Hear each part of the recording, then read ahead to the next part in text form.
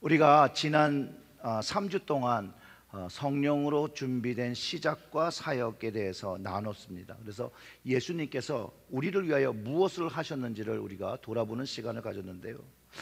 예수님은 하나님 나라를 전파하기 위해서 우리를 위하여 세례를 받으시면서 우리가 하나님의 자녀 되기를 원하셔서 성령을 받으십니다. 또 성령의 인도하심으로 광야에 가서 사탄의 시험을 받으시고 그 시험을 승리하셨습니다. 그러면서 우리도 그런 일을 할 수 있다고 가르쳐 주시는 거죠. 주님을 본받아 살라고 얘기하십니다. 우리 역시 광야 같은 현실을 성령님의 도우심과 주님의 도우심으로 이 사탄의 공격을 승리할 수 있음을 확증해 주시는 것입니다. 그리고 하나님 나라의 복음을 선포하셨고 회개를 천명하셨을 때 하나님 나라의 능력이 곳곳에서 병의 치유함으로 귀신 억압에서 자유함을 얻는 놀라운 기적과 기사가 막 일어났습니다. 이 또한 예수님께서 제자들과 우리에게 요구하시는 이 복음 전파의 사명을 가르쳐 주시고 주님을 본받아 이 복음을 전하라고 하신 것이라고 말씀을 나누며 이 사명을 제자들에게 유대부터 땅끝까지 그리고 우리한테는 체리일부터 땅끝까지 주님이 오시는 그날까지 감당해야 함을 가르쳐 주셨습니다. 하나님의 나라의 능력을 경험한 사람들이요 예수님의 가르침을 뭐라고 표현하냐면 권위 있는 새 교훈이라 라고 놀라우면서 갈릴리 그 지역의 사방으로 이제 소문이 났다고 성경에 기록하고 있습니다. 예수님이 가시는 그 곳곳마다 많은 사람들이 치유함을 받았습니다. 또 귀신에 눌렸다라고 하는 사람들도 그 억압으로부터 자유함을 받고 치유함을 받은 사람들이 생겨났습니다. 그랬더니 사람들이 막 찾아옵니다. 지금이나 그때나 사람들은 보는 것을 믿는 것 같습니다. 보지 않는 것은 잘 믿으려고 하지 않습니다.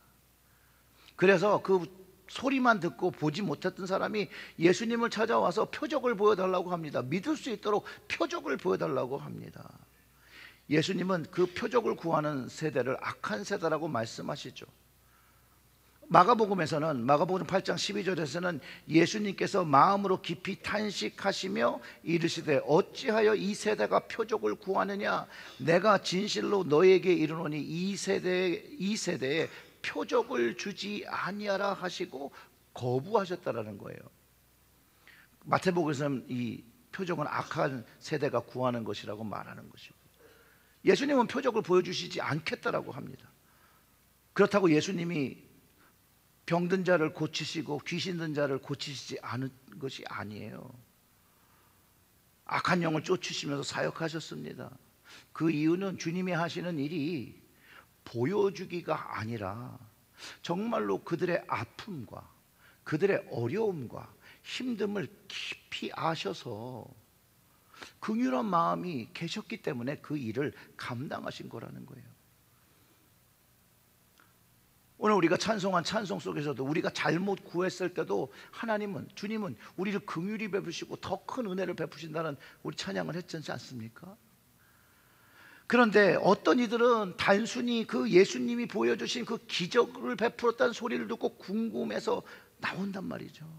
신기한 구경이 나온 것처럼 신기한 것을 보기 원해서 막 나오는 거예요.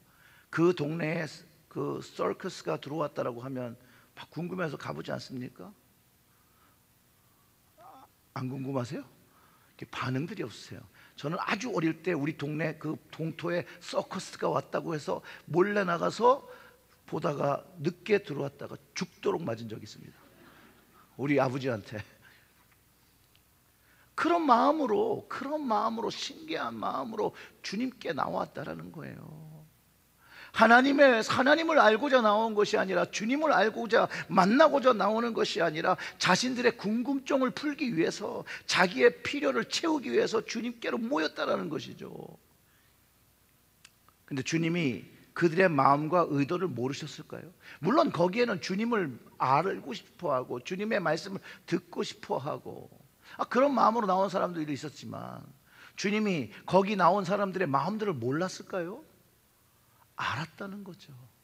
알았는데도 불구하고 주님은 긍휼한 사람을 고치시고 긍휼한 사람들에게 하나님의 말씀을 전하셨다는 거예요.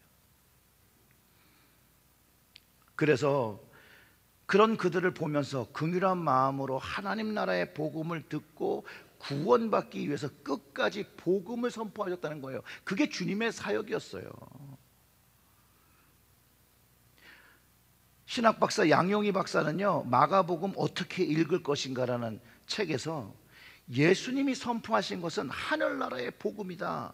그리고 이 선포에 두 가지 요소가 있는데 하나는 가르침이고 하나는 행함이라는 거예요. 모든 성과 촌을 다니시면서 사역하신 예수님은 그곳에서 만난 사람들을 마치 목자 없는 양들처럼 고생하며 유리하게 되었다는 사실을 아시고 그들을 불쌍히 여기셨다라고.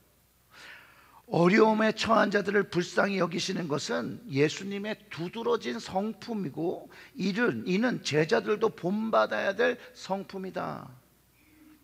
예수님의 불쌍히 여기심은 단지 마음의 느낌에 그치지 않고 그 반드시 어려움을 해결하는 행동으로 옮겨진다라고 말하면서 예수님은 마음의 공감을 행동으로 하시는 분이라고 표현했습니다. 마태복음 9장 35절과 36절의 말씀을 찾아보면 이렇습니다. 예수께서 모든 도시와 마을에 두루 다니사 그들의 회당에서 가르치시며 뭘 전파해요? 천국 복음을 전파하시며 모든 병과 모든 약한 것을 고치시니라. 무리를 보시고 어떻게 여기셨어요? 불쌍히 여기시니 이는 그들이 목자 없는 양과 같이 고생하며 기진함이라. 자, 분명한 건요, 여러분, 예수님은 목자 없는 사람들의 목자가 되시기 위해서 하나님 나라의 복음을 전파하셨다는 거예요. 이해가 되십니까? 목자 없는 사람들의 목자가 되기 위해서 그들을 돌보셨고 긍휼을 베푸신 그것이 병자들이 고침을 받고 귀신들이 쫓겨나가게 된 것으로 이해할 수 있다는 거예요. 예수님이 사람들을 목자 없는 양이라고 부르는 것은 돌봐야 할 사람이 분명히 있는데 돌봄을 받지 못하는 사람들을 보고 긍휼히 여기셨다라고 말하는 겁니다. 분명히 목자가 있는데 목자가 역할을 하지 않고 있어서 주님께서 이 목자 없는 양을 위해서 목자가 이 땅에 오셔서 목자가 되어 주셨다라고 성경이 가르쳐 주는 것이죠. 목자 없는 양은요, 가장 필요한 것이 뭐냐면 자신을 돌보고 먹이 활동을 해줄 수 있는 목자가 가장 필요해요. 목자의 도움 없이는 양은 살아갈 수가 없어요. 그래서 그런지 오늘 본문에 보면 사람들이 누구를 찾습니까? 주님을 찾는 거예요. 목자 없는 양이 목자를 찾듯이 주님을 찾는 거예요. 근데 오늘 본문 안에는요, 아주 재미난 이야기가 많이 담겨 있어요. 본문 36절과 37절을 보면 시몬과 및 그와 함께 있는 자들이 예수의 뒤를 따라 만나서 이르되 모든 사람이 주를 찾나이다 라고 하면서 사람이 주님을 찾는다고 가르쳐줘요. 여기서 우리는요, 주님이 그 당시에 제자들이 왔을 때 어떤 일을 하고 있었는지를 아주 중요하게 생각해야 합니다. 35절을 우리 함께 읽어보겠습니다. 새벽 아직도 밝기 전에 예수께서 일어나 나가 한적한 곳으로 가사 거기서 뭐 하셨다고요? 기도하시더니. 다시 한번 물어볼게요. 예수님께서 한적한 곳에 가서 뭐 하셨다고요? 새벽 일찍 일어나서 한적한 곳에서 뭐 하셨다고요? 기도. 이쯤 되면 한번 우리가 궁금한 생각을 해봐야 됩니다. 도대체 예수님은 새벽에 그렇게 빨리 일어나셔서 무슨 기도하셨을까? 궁금하지 않으십니까? 안 궁금하시네. 아니, 한적한 곳에서 주님 왜 기도하셨을까? 무슨 기도하셨을까? 여러분들도 교회 오는데 누가 열심히 기도하고 있는 거예요. 아유, 저분은 무슨 기도를 저렇게 열심히 하실까? 그렇게 생각 안 하십니까? 하잖아요. 아니, 궁금해하면 뭐 죄 짓는 것도 아닌데 왜 그러시는 거예요? 궁금하죠. 예수님 무슨 기도하셨을까요? 한번 예측을 해보시자고요. 그럼 예수님이 또 기도하신 장면이 있어요. 드러내놓고 기도하신 겟세마네. 야, 그럼 겟세마네에서 무슨 기도하셨을까요? 십자가 지기 전에 순종하기 위해서 기도하셨잖아요. 이렇게 모르시는 것처럼. 근데 이 십자가를 지신 건데, 이 십자가는 그걸 왜 지신 거예요? 우리를 위해서, 하나님의 백성을 구원하시기 위해서 지신 거죠. 자, 바로 여기가 오늘 말씀 나눈 거랑 연결되는 겁니다. 예수님은 목자 없는 양을 위해서 십자가를 지신 거죠. 그리고 목자 없는 양들을 위해서 기도하셨다니까요. 주님께서 한적한 곳을 찾으시고 기도의 자리를 만드신 그 예수님의 기도 자리, 바로 목자 없는 양을 위해서 기도하셨는데, 자, 그럼 다시 한번 물어보겠습니다. 예수님께서 한적한 곳에서 무슨 기도하셨다고요? 목자 없는 양, 우리 그러면 조금 포괄적으로 얘기하는 거니까 나를 위해서 기도하시, 이게 적용이 되죠. 예수님께서 기도하시는데 누구를 위해서 하셨다고요? 나를 위해서 하신 겁니다. 자, 그리고 로마서 8장 34절의 말씀을 읽어보아야 됩니다. 누가 정죄하리요? 죽으실 뿐만 아니라 다시 살아나신 이는 그리스도 예수시니 그는 하나님 우편에 계신 자요 우리를 위하여 간구하시는 자시니라. 예수님이 이 땅에 오셔서 한적한 자리에서 기도하시며 우리를 위해서 기도하셨는데, 부활하셔 승천하신 후에 하나님 오른편에서 누구를 위해서 기도해요? 나를 위해서 기도하고 계시다라는 거예요. 목자 없는 양들을 위해서, 우리를 위해서, 나를 위해서 기도하고 계시다라는 거예요. 구원받아야 될 영혼들을 위해서 우리 주님은 기도하고 계시다라는 거예요. 그런데 오늘 본문의 재미난 것은 제자들이 찾아와서 주님께, 주님, 사람들이 찾아요 라고 했는데 주님께서 그 사람들을 안 만나 주셨다는 거예요. 그리고 다른 곳으로 피하십니다. 근데 피한 이유가 전도하자, 복음을 전해야 한다고, 하나님 나라 복음을 전해야 한다고 찾은 이 사람들을 두고 다른 곳으로 가서 이곳 저곳에도 다시 복음을 전하셨다라고 기록하고 있다는 거예요. 주님은 이들이 왜 찾아오는 줄 알았어요. 예수님은 예수님의 사역의 중점과 그 초점이 병고침과 귀신 나감, 치유와 축사가 아니었다라고 가르쳐 주는 거예요. 만약 이것이 주님의 사역이었다면 주님께서 그 찾아오는 사람들, 병 걸려오는 사람들, 귀신 걸려오는 사람들을 마다하지 않았을 거예요. 그러나 주님은 하나님 나라의 복음을 전하는 것이 그분의 사역이었기 때문에 그곳을 떠나서, 이미 하나님 나라의 복음을 전파한 그 자리를 떠나서 이제 다른 곳에, 아직 하나님의 말씀을, 그 복음을 듣지 못한 곳으로 움직인 것으로 우리가 이해할 수 있다는 거예요. 그리고 또 한 가지, 목자 없는 양들에게 필요한 것이 치유함이나 축사를 경험하는 것이 아니었더라는 거예요. 목자 없는 양이 가장 필요한 것이 그것이었다면 주님은 그것을 하셨을 건데, 하나님을 만나고 하나님 나라를 위해서 그들의 삶을 회개하고 하나님의 말씀을 받아들이며 하나님 나라를 받아들이며 사는 것이 더 중요했기 때문에, 그렇기 때문에 주님은 불쌍한 이들을 만나면 여전히 그들을 위해서 기도해 주셨고, 병이 나았는 일들이 일어났고, 기적이 일어나는 일들이 일어났고, 귀신들이 쫓겨나가는 일들이 경험됐던 겁니다. 주님이 장소를 옮긴 다음에 그 다음에 본문에 나병 환자가 찾아옵니다. 그를 아무 조건 없이 불쌍히 여겨서 고쳐주십니다. 근데 놀라운 건요, 이 나병 환자를 걸린 이분은 주님이 깨끗하게 하실 수 있다는 믿음을 가지고 옵니다. 하나님을 믿는 사람으로 나온 거예요. 주님을 믿는 사람으로 나오니까 41절과 42절에 이렇게 말하고 있는 거예요. 예수께서 불쌍히 여기사 손을 내밀어 그에게 대시며 이르시되 내가 원하노니 깨끗함을 받으라 하시니 곧 나병이 그 사람에게서 떠나가고 깨끗하여 진지라. 아멘. 분명히 예수님은 이 사람에게 이 치유함을 받은 다음에 아무 말도 하지 말고 모세 율법에 따라 나병이 나은 것을 제사장한테 보이고 입증하라고 하는데 이분 입이 또 가만히 있질 못해요. 왜 안 그러겠어요? 나병이 있다가 나았으니 사람들에게 알리고 싶지 않겠습니까? 그리고 그 크레딧을 제사장에 주지 않고 예수님께 주겠다고 막 떠벌려 얘기하기 시작한 거죠. 그랬더니 어떤 일이 일어난 거예요? 주님이 동네에 들어가실 수가 없게 됐어요.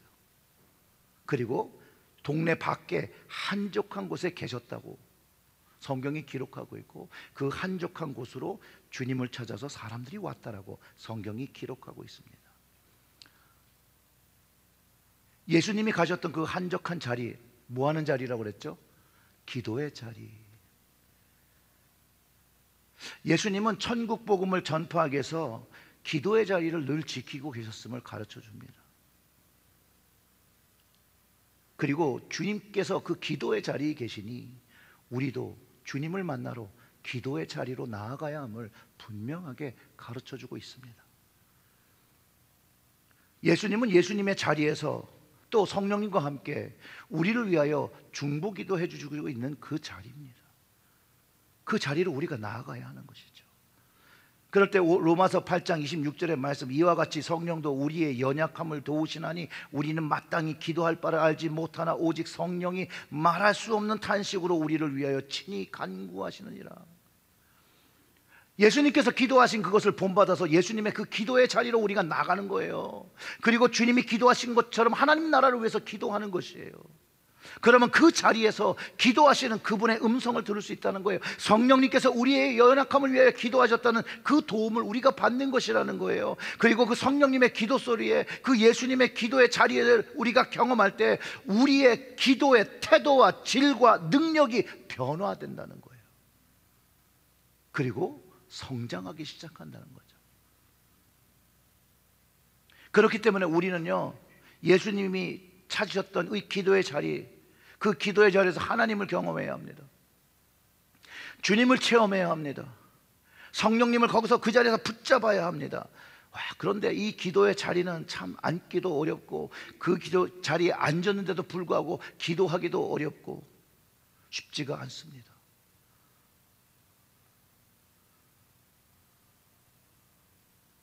기도 2, 3분 하면 할 게 없어요. 어떤 적이 있었습니다. 여러분 어떠십니까? 기도하기가 쉽지 않습니다.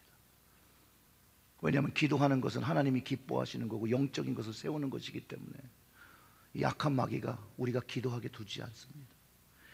키스 웬전한 사람이 기도에 대해서 말하기 이렇게 얘기합니다. 우리가 조용한 시간을 거부합니다. 그래서 라디오나 TV나 컴퓨터를 켜놓습니다.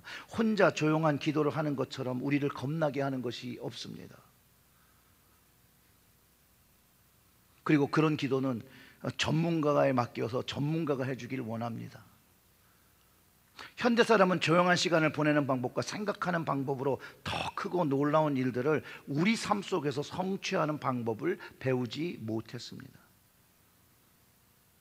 우리는 늘 바쁘게 살아갑니다. 그 결과로 우리 스스로 삶을 망가뜨립니다. 그러니 남을 돕는다는 것은 상상할 수도 없습니다. 자신만 생각하기 급급합니다. 이 키스 웬저라는 사람이 말하는 것은 우리 자신 스스로에게 기도의 시간이 필요하다는 것을 분명하게 얘기해 주고 있다는 것이죠. 우리의 삶을 조용히 하나님 앞에서 돌아볼 수 있는 시간, 그 한적한 시간, 주님께서 그 자리를 특별히 만드셨던 그 자리가 우리에게도 필요하다는 거예요. 예수님을 본받아 우리가 만들어야 할 자리가 기도의 자리라는 거예요. 오늘 본문도 주님 역시 그분의 사역을 위해서 기도하는데, 그 아침에 일찍 일어나 한적한 장소에 가서 아무리 피곤하여도 우리를 위하여 목자 없는 양을 위해서 기도하신 것을 볼 때, 우리 역시도 바쁠 때일수록, 힘들 때일수록, 어려울 때일수록 주님을 본받아 한적한 장소를 찾아서 우리에게 맡겨주신 사명을 위해서 기도해야 된다는 것을 깨달을 수 있다는 거예요. 우리가 예수님의 그 기도의 자리로 나가서 정직하게 우리의 기도를 말할 때, 여러분, 우린 더 이상 목자 없는 양이 아니라 목자 있는 양으로 살아가게 됩니다. 그리고 그 목자 대신 그 주님의 돌봄과 사랑을 받으며 살게 된다는 것이죠. 사랑하는 성도 여러분, 그 기도의 자리가 예수님이 계시고 성령님이 계신, 하나님이 계신 그 기도의 자리로 나아가시기를 주님의 이름으로 축원합니다. 거기서 이제 목자 없는 양이 아닌 목자 있는 양으로 살아가십시오. 그리고 그 자리에서 성령님이 우리의 연약함을 아시고 기도하시는 그분의 안타까워하는 기도의 음성을 여러분 들으시길 바랍니다. 그 성령님의 음성이 들리면 이 성령님이 나를 얼마나 사랑하시는지, 주님이 나를 얼마나 사랑하시는지, 하나님이 얼마나 나를 사랑하시는지를 정말로 몸소 경험하게 됩니다. 기도의 자리를 꼭 세우시는 여러분들 되시기를 주님의 이름으로 다시 한번 축원드립니다. 아멘. 기도하겠습니다.